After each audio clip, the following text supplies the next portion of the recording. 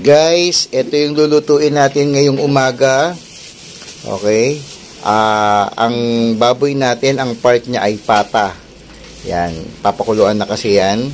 So, ito yung mga ingredient. Meron tayong repolyo, meron tayong okra, meron tayong pechay Tagalog, at meron tayong kamote. Ayan.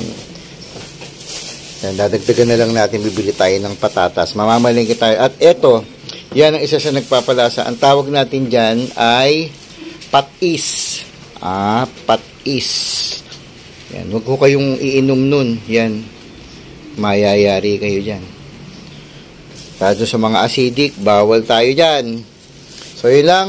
So, mamamalengke para sa dagdag ingredient habang papakuluan na natin ito maya-maya.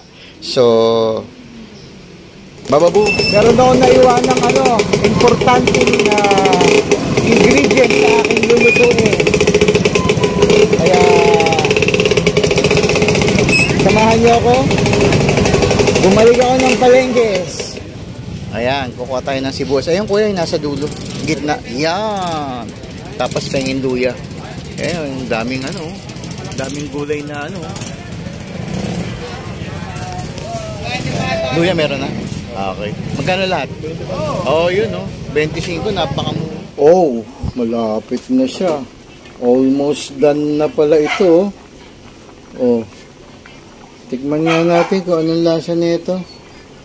Baka mamaya kung anong lasa yung pinagagagawa ko. Ang likod-likod ng camera ko, nakakainis naman. So, taste reveal na tayo ha. Ano ba nito?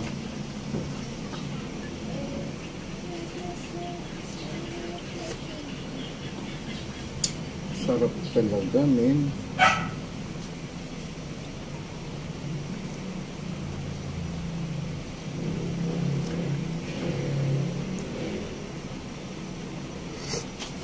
Aray, bisit.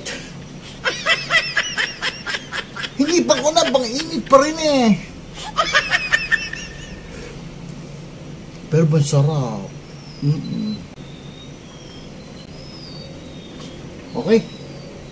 Pwede na to.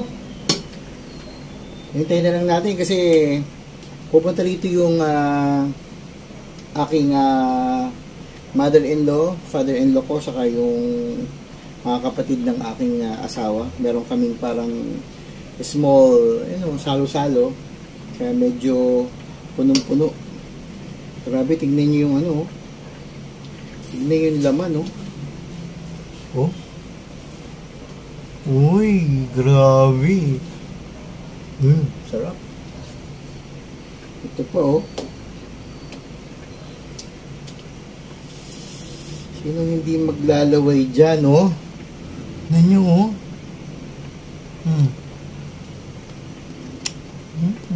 Tap. Alright. So, final taste.